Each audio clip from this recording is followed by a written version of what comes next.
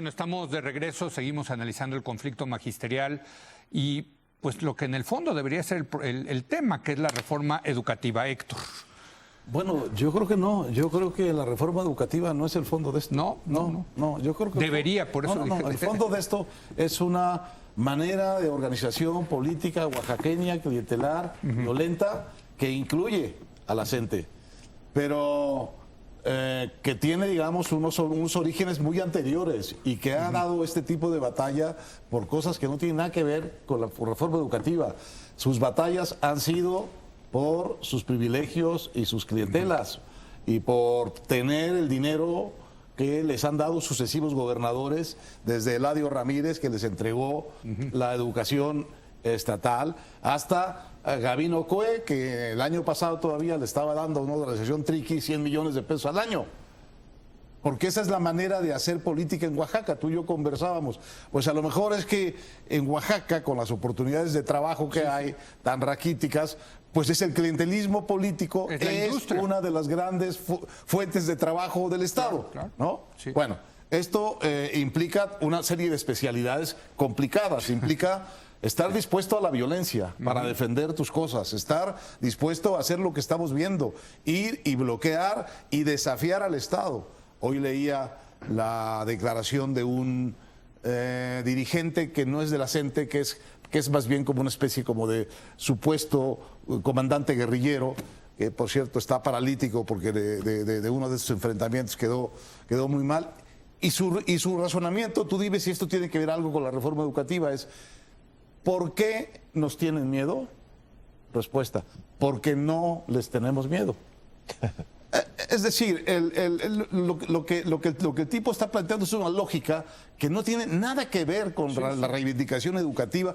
Lo que está planteando es un problema de territorios, de quién es este territorio y cuánto te cuesta dejarme este territorio. La lista que publicó Milenio era muy impresionante, pero yo recuerdo en el conflicto del 2006 que yo publiqué la cantidad de dinero que Ulises Ruiz le había dejado de dar a la coordinadora, porque eran clientes del anterior gobernador José Murat. Sí. Y cuando vamos diciendo estos nombres, vamos diciendo la verdadera desgracia de Oaxaca. La verdadera desgracia de Oaxaca es haber sido gobernado por esta gente que gobierna de esta manera. Si tú eres mi amigo, te doy dinero, pero si tú eres clientela del anterior gobernador, te quito dinero. Y Ulises Ruiz, con la conque de aplicar la ley, le quitó el dinero a las clientelas que tenía Murat, y eso costó el incendio de Oaxaca de hace 10 años. Tiene nada que ver con la reforma educativa. Es un pleito de clientelas por las rentas y por los territorios. Yo creo que ese clientelismo es la principal industria en Oaxaca. Hoy leía, escuchaba el reporte de los bloqueos en Oaxaca. Uno era los maestros, otros eran los taxistas. Los taxistas, que por cierto, per cápita, la ciudad con más taxis en el mundo es Oaxaca, la ciudad de Oaxaca. Qué bueno. Porque es parte de, también de las clientelas. Y en otras partes de Oaxaca, los campesinos también esperando. Entonces, todo el mundo se forma en la cola. Cuando empiezan a dar dinero, pues todo el mundo se forma en la cola y se hace esa industria. Eso pasó en Chiapas también en los 90. Abrieron ventanillas para organizaciones y se multiplicaron las organizaciones por tantas ventanillas como abrió el gobierno. Y ahora quítales eso. Ahora quítales.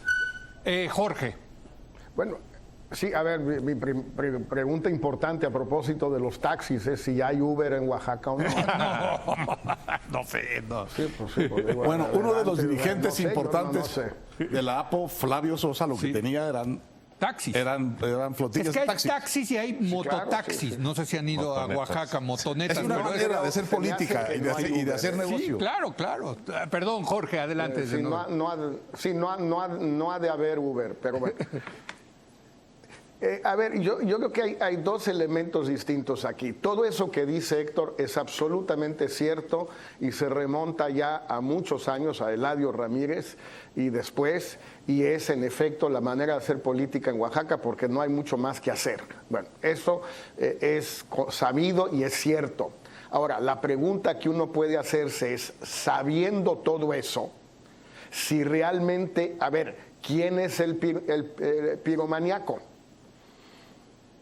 El peje, estos otros, etcétera, o quienes empezaron a jugar con fuego justamente en Oaxaca, con una reforma educativa, ahorita toco el tema que mencionaba Luis Carlos, una reforma educativa que obviamente iba a incendiar a esta gente porque les iba a dar una bandera que no tenían ya, que no habían tenido desde el 2006. Y además, en efecto, Gavino les volvió a dar el dinero que Ulises les quitó, no por aplicar la ley, sino para distanciarse de Murat, que no tiene nada que ver. O sea, a ver, poner en boca de Ulises Ruiz la aplicación de la ley sí se me hace un poco excesivo. Digo, ahora sí que no mamemos, pues. Bueno, entonces, tienes una situación que esa la conoces muy bien, ¿sí?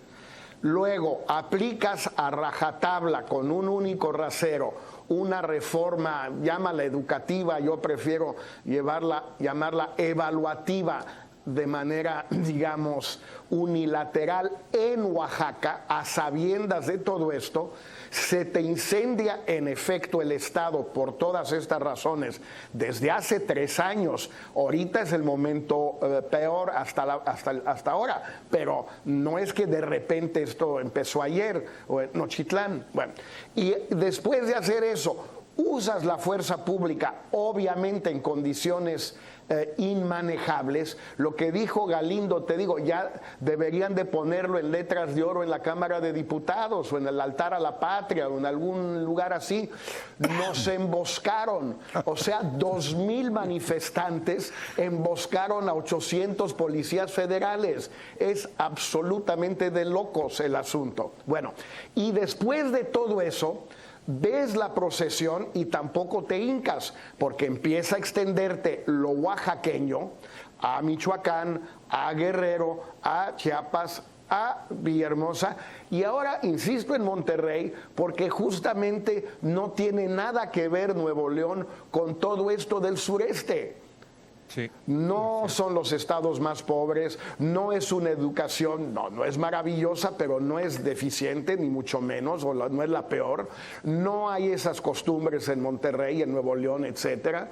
Entonces, dices, bueno, a ver, bájenle tantito. Y Luis Carlos, yo sí me permitiría decir, no es un asunto de que o se aplica a todo el mundo o no se aplica a nadie, no. Como tu aplicación de la ley es selectiva per se, por lo menos en México los últimos 15 o 20 años, hay estados hoy en día donde se aplica y donde no. En Chiapas, en Los Altos, con lo que queda de los zapatistas, no se aplica. En Michoacán, con las policías espontáneas, no se aplica.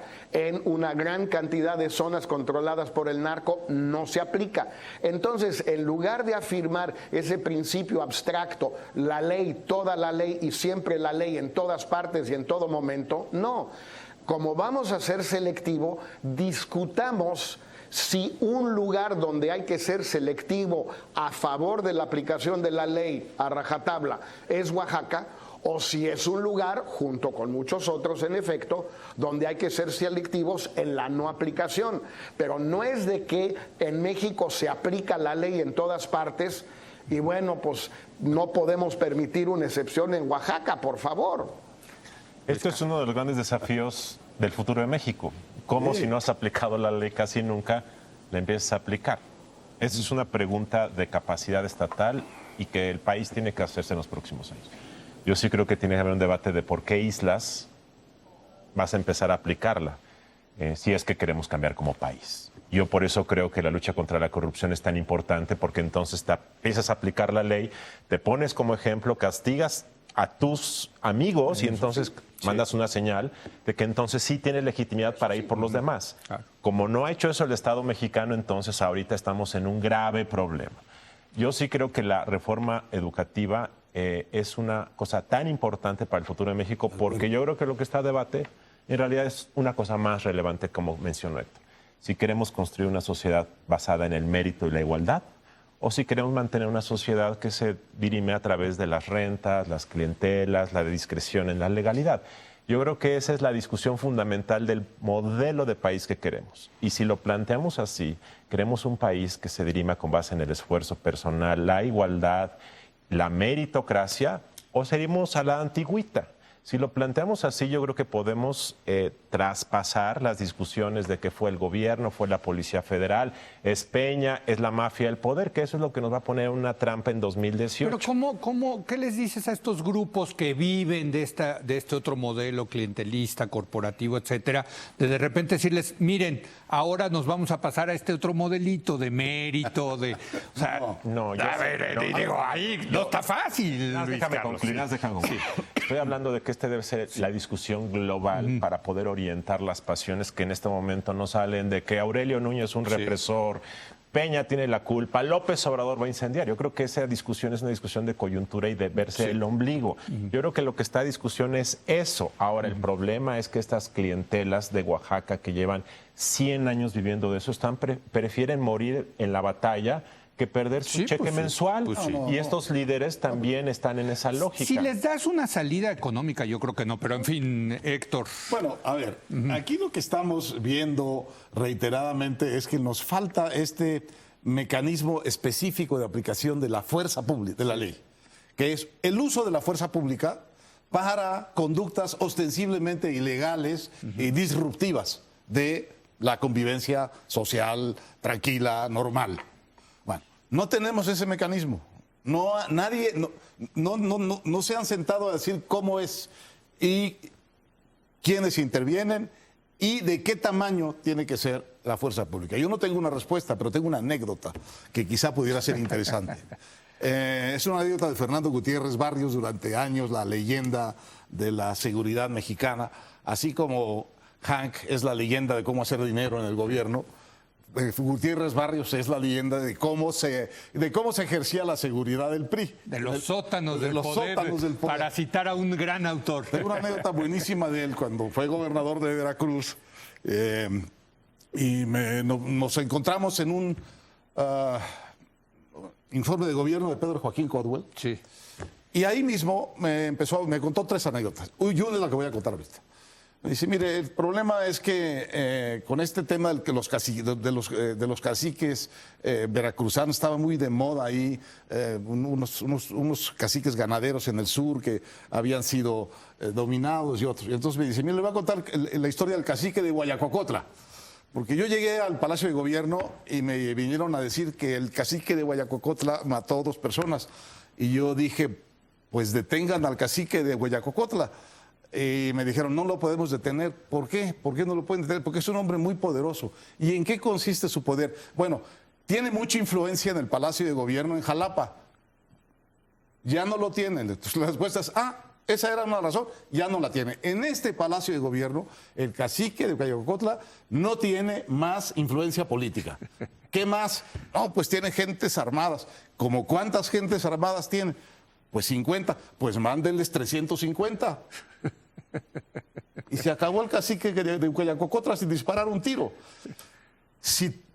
Es increíble que mandes una fuerza de 900 personas cuando lo que necesitas contener es a 2,000 o a 3,000. Tienes que mandarles 14,000 o 15,000 o 20,000 para que la fuerza abrumadora para que la fuerza abrumadora evite el uso de la fuerza. Sí, Jorge. Sí, pero ahí el problema no los hay, hemos platicado tú y yo 1000 veces, no los hay. No los hay. Y si mandas al ejército o a la marina, pues entonces ya estás corriendo otro tipo de riesgos. En el 2006 se mandó principalmente a la marina y no resultaron tan mal las cosas, es cierto. No sé hoy cómo resultarían, porque sí pues ha acumulado una reputación la Marina en estos 10 años que no necesariamente tenía antes.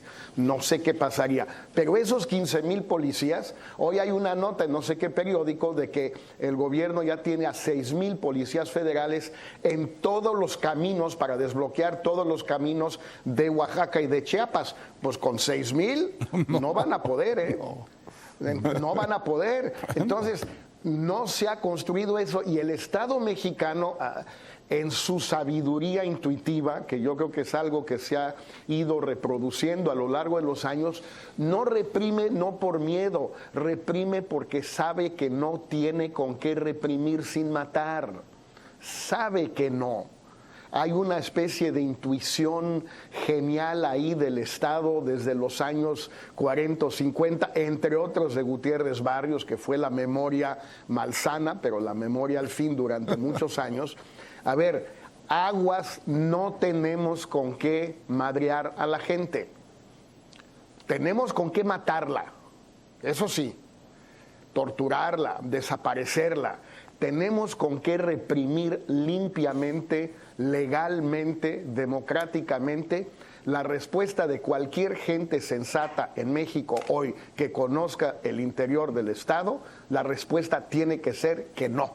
No tenemos con qué. Bueno, ahora, si hay alguien que me diga que sí tenemos, pues me encantaría conocerlo.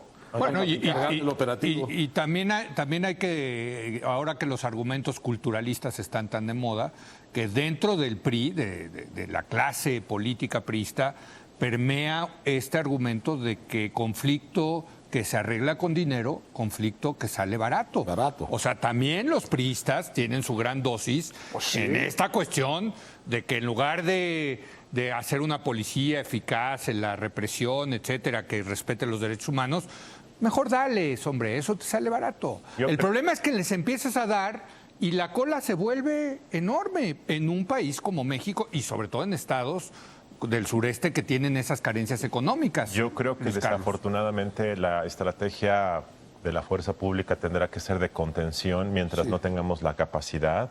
Yo creo que sí es importante decir que, así como yo cuestioné que el diálogo para qué, yo también creo que el diálogo, al menos mientras no tienes las habilidades, la capacidad para contener, es mejor que la pradera se incendie.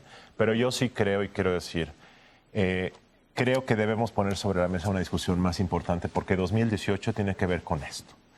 ¿Qué clase de país queremos construir? Más allá de la reforma educativa de la sección 22. Queremos construir un país que cambie sus reglas para dirimir cómo la gente asciende, se promueve, obtiene un trabajo, obtiene justicia, que es a través de la aplicación igualitaria de la ley, a través del mérito y el esfuerzo. Queremos seguir con estos tratos bilaterales en sociedades como la oaxaqueña. Ese es el tema de discusión. Porque si no hacemos eso y tratamos de plantear ese debate en esos términos globales que yo creo que la gente entiende, vamos a quedar atrapados en la discusión binaria de López Obrador o del gobierno de decir, no, aquí se trata de una u otra cosa. Y yo creo que uno de los temas centrales de 2018, Jorge Castañeda será un actor fundamental en eso, es qué vamos a hacer para garantizar qué cosas que son buenas para el futuro de México, como yo creo que es la reforma educativa, aun y cuando sea evaluativa, se sostengan al margen de quién gane. Ese es un tema para mí muy importante. Bueno, vamos a hacer una breve pausa y vamos ahora a pasar a un tema que está relacionado con esto, que es el blindaje que están tratando de hacer gobernadores que van a salir del poder para quedar impunes. Quédese aquí en Foro TV, que continúa la hora de opinar.